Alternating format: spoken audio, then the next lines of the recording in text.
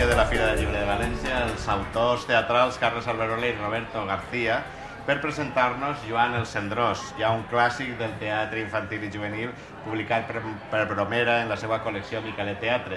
Però la novetat és que ara esta obra ha sigut publicada en castellà per Algar amb el títol de Juan el Ceniciento. Carles, Roberto, benvinguts. Hola, bon dia. Joan el Cendrós o Ventafocs modern, no? Sí, sí, sí.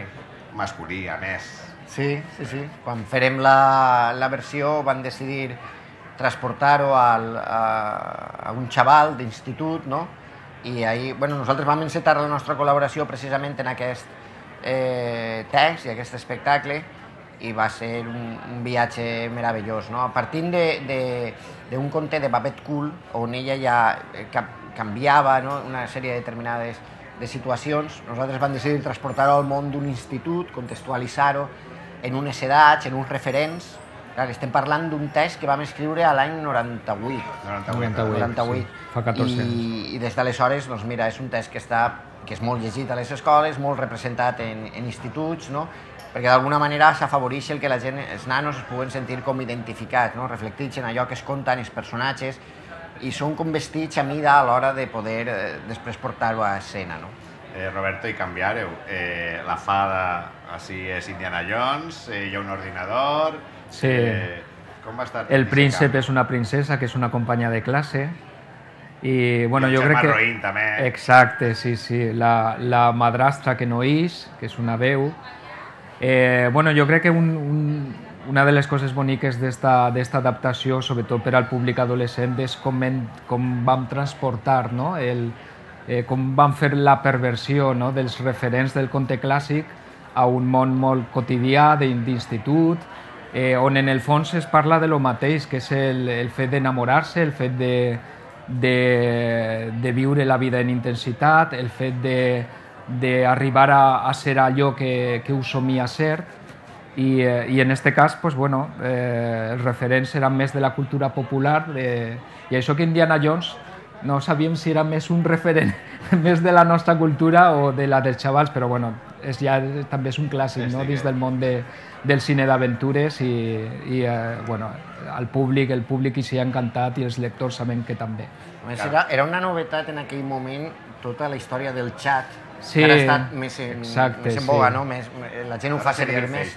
Ara seria el Facebook o el Twitter, o sí, sí, sí.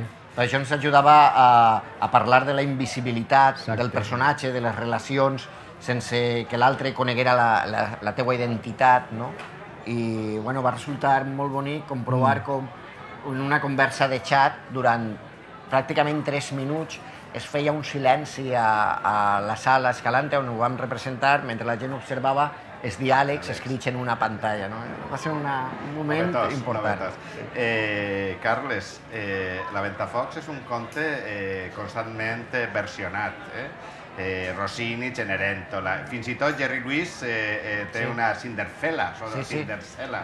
Què permet este conte que no permeten altres contes? Bueno, crec que està en connexió amb moltes coses que són extrapolables al seu temps, a localitzacions i demés, no? Parla de persones, parla d'individus, parla d'humanitats i parla d'elements que per a nosaltres, moltes vegades a l'hora d'endinsar-te en un territori necessites tindre alguna cosa que et faci pensar que és poderosa per a construir tot un món al voltant. Jo recordo que nosaltres parlàvem molt de la invisibilitat, no?, de la marginació que es passa o que determinades persones passen en un moment determinat de la seva vida, quan estàs a l'institut, i de que tots portem a dintre algú desconegut que en un moment determinat es pot revelar i pots mostrar el millor que tens, no? I això trobem que és una cosa molt poderosa, que està a l'ADN del conte, i després ja es tractava de construir, ja et dic, una sèrie de referents per a que el públic avui en dia poguera gaudir-lo, no? I crec que es produeix també ens endinsàvem en un territori que no estava molt tractat, que és el del teatre juvenil, perquè sí que es fa molt d'espectacles, teatre infantil, diguem-ne, però a partir dels 14-15 anys és una edat com complicada, no? I això precisament anava directe a aquestes edats, i van comprovar que el públic ho gaudia ho gaudia com a espectadors i ja et puc dir que és una de les obres que hem escrit més representades, no? Perquè després es munta moltíssim. I ahí anem, recordeu, any 98 primer va ser representat i després va vindre el llibre, en Bromera. Recordeu com van ser aquelles primeres representacions d'Albena, Roberto? Sí.